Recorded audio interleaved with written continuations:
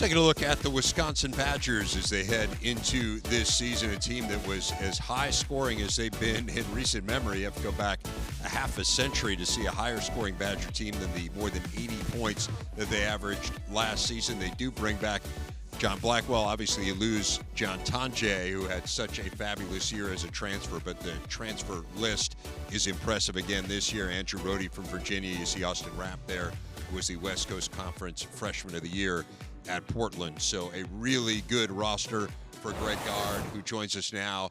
And Greg, it's interesting. I think coming into last year, there was some skepticism outside of the program. I know internally you're always confident. You always believe in what you have. Obviously, John Tonje had an unbelievable season. It seems like this year everyone's kind of bought in. Certainly the external expectations maybe meeting the internal ones. Give people a sense of what the buzz. I mean, I know season ticket renewals are really high. Just give people a sense of the buzz around Wisconsin basketball. I mean, the buzz right now has been really, there's an excitement in the air, definitely. I think they saw what we went through last year and how we played and how exciting we were. And now another year in this evolution, so to speak, as we've continued to push the bar offensively, and how our players have not only we've intentionally recruited to this style, but also how they bought in. And retention always is priority number one, with Blackwell back, Winter back, Janicki back, and then we add 4 freshmen and 5 transfers to the group. So it's an exciting group and an exciting time right now in Madison for basketball. To your point, it was such a fun team to watch last year. I know you gave a lot of credit to Kirk Penny for kind of overhauling your offense. He has decided to head back home to New Zealand. Brad Davison comes in as an assistant coach. I'm interested in the impact he'll have. But I'm assuming that all the stuff that Kirk implemented, this is stuff you're going to try to keep, right? Yes, absolutely. We'll continue. We've grown on it. We spent a lot of time on it in the offseason, specifically this summer and early in the fall before Kirk decided to go back. And Kirk's always a phone call away. But how we've implemented it now, it's entrenched. We're going to continue to evolve and grow with it. And I think, like I mentioned before, just our intentionality of recruiting to it has been a big part of this evolution. Credit to you. My old boss, Coach Katie, said you want to stay in the business for a long time. You got to be flexible and you got to be willing to change. And you've done that. How has that been for you? Because it is a challenge. There's no doubt. Well, I was mentored by a guy that was maybe as tied to his way of doing things as anyone. A guy named Bo Ryan? Yeah, and he was phenomenal. And I obviously we had success with doing the swing and everything, and that's still just with watching how the game has changed. The rules have changed, calling more fouls, the evolution of the three-point line. I think the biggest thing that we've modified is the pace that we play with, obviously, in the spacing of the floor. And then you add a lot of the ball screen stuff to it. But, it was hard for me to we're still tethered to the foundation and the principles that he obviously helped put in place over the last 25 years, and Coach Bennett prior to him. So those things are still well in place. We've just changed maybe the icing on the cake a little bit in terms of the offensive end. What about Tonje? Last year I had one of your early games. He just kind of came out of nowhere. You looked at the stats from the year before. You had been hurt, but all of a sudden he was so good. Is there another John Tonje out there with you guys? Do you have somebody that's a surprise like that? Well, I think Dave mentioned an Austin Rapp. I think it's different, not in a John Tonje mold, but somebody that could come in, and he's had a great year at Portland. I think he'll help us in terms of the scoring column a lot.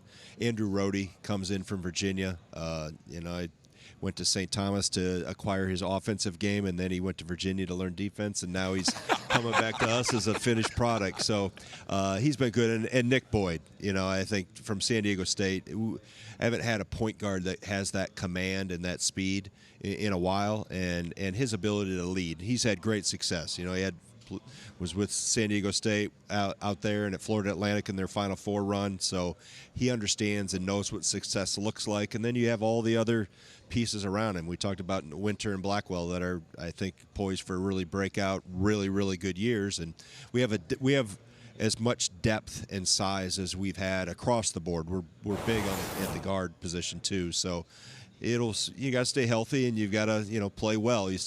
We can do all these preseason predictions, but you got to go play the games. You mentioned Nolan Winter there, and you have such an amazing track record with developing skilled big guys. what's the next step for him? It just felt like last year he emerged, he kind of came into his own, but you can see in some senses he's still just kind of scratching the surface of what he can be. What can this look like if he continues to progress? Well, consistent dominance. I think that's what we're looking for from Nolan. To be able to, we saw the flashes of it. That light needs to go on and be on all the time. So he needs to be, he could easily be a double-double guy. He has the ability to get 10 rebounds. And with his skill set, he can score in a variety of ways. Runs the floor terrifically. At that size and how the ball comes out of his hands, it's how you teach it and how you'd want it. Obviously, he's put a lot of time into it. Biggest thing with Nolan is he's added 15, 20 pounds to his frame. So he'll be able to handle the physicality and the duration of a season much better than he could in the past. Fans want to know all the new guys in that, but you talked about it, to have to just keep guys in the program is so important. And like John Blackwell, I just love him. I watched freshman year. I had one of your games, and his improvement. Right. What does he bring to the program? Well, I say he's like a duck. Right, he's really calm above water, but if you look underneath, he's paddling like crazy. So he's very stoic. I don't see him have a bad day. He gets too high, he never gets too low. He's just very steady. But underneath the hood, there's a competitor there. There's a person that really has a dominating personality when he steps on the court and wants to win. And I've seen that really start to flourish and shine here through the summer and into the fall with his ability to just take over possessions and control it. Because now he's physically, has the experience, and now he's physically put together, and it's changed his body. And I think the trial with the NBA was good for him. It showed him where he needed to improve, and he's come back leaner, stronger, more muscle mass, which is going to obviously transcend to being better offensively. Beyond that, he's a great kid. Oh, he's as good as it gets. A great family. I mean, just does things the right way, and like I said, as humble as the day is long. And but I like when he steps between those lines. He knows how to flip that switch. Really cool story. I mean, I love seeing guys who weren't that heavily recruited who then become stars, right? I mean, that's one of the benchmarks and hallmarks of your program through the years. You want to have both. You want to have the heavily recruited guys as well, but to have someone like him to become an absolute star in this league, which is what John Blackwell is. It's a cool story, and Wisconsin is going to be so much fun to follow this year. And as always, they are going to challenge themselves immensely from the get-go. I mean, you look at some of these games, we know how talented BYU is. They have one of the most talented freshmen in the country, a really good roster. They'll take on Providence, Marquette, Villanova, so a lot of really interesting non-conference games. You see 2 games against Purdue. Those will be fabulous marquee games in the Big Ten, January 3rd and March 7th this year. You see the rest of the other intriguing games for the Badgers. Should be a big year in Madison, Andy. Thank you, Dave. Yes, so another rematch with BYU when they had to play BYU in Denver in the NCAA tournament. A little unfair. Andy Katz, Raphael Davis, John Blackwell, and Nolan Winter.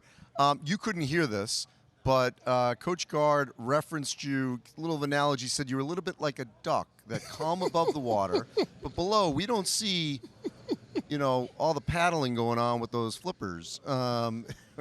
So the intensity that we don't see, the beautiful smile, the calmness, where's that drive inside that we don't see?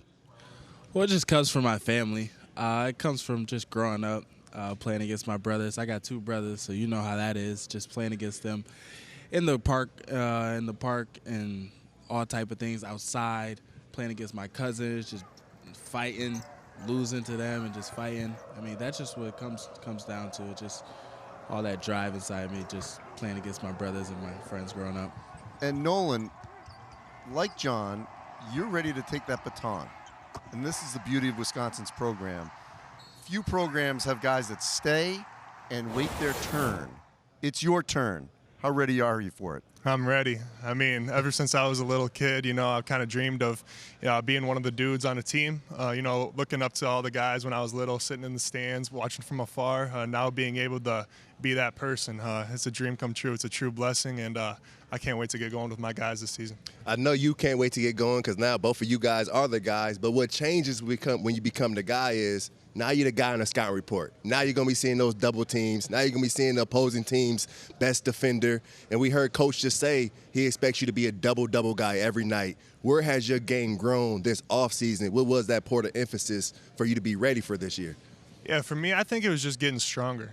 Being able to hold my own on the block, that's big for me. I think I took some big strides in the weight room with Coach Snyder this summer. And then, you know, all areas of my game, you can always improve that. You can continue to improve that with reps, just reps on reps. Got in with a lot of the coaches this year. Being in this offense for 2 years now, I kind of know what to expect, where to catch the ball and that kind of thing. So just making plays out of it. And, yeah, just looking forward to a good year. And, John, like Coach called you, Coach said you may remind him of a duck, the feet are always moving. But I call you just an old school dude. You just the old school guard, classic guard you get from the park that you're going to win all day with. Yeah. When you freshman year, 8 points a game. Sophomore year, 16 points a game. Big increase. And then you flirted with the NBA draft this summer. Yeah. Where is your game at now? Where is it going into your junior season? Just honestly, my goal is just to get better every single season. I think I did that from my freshman year to my sophomore year, and now my sophomore year to my junior year. Just be better every single season. But this year, just more consistency. My defense, consistent with that every single. Just being that leader on the floor that these guys can lean on. That John got our back. We can lean on John every single night. You know, the one player that was mentioned when they were talking to Coach Gard that I don't think is getting enough pub as a transfer is Nick Boyd. Yes. Led, or one of the key leaders to take Florida Atlantic to the Final Four, sort of flying under the radar, I think, nationally as an impact transfer. What have you guys both seen from his leadership thus far in practice? I'll go first. I mean, me and Nick compete every single day. He's a New York guy.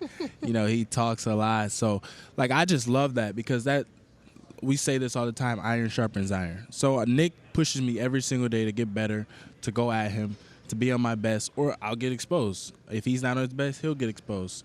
But he's just a guy he's a natural leader. He came in from day one, vocal, just trying to lead and trying to be the best teammate he can be.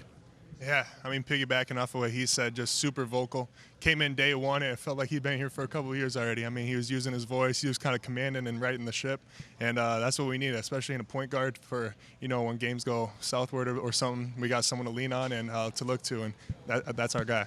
Well, we can't wait to see what happens this season with the Wisconsin Badgers.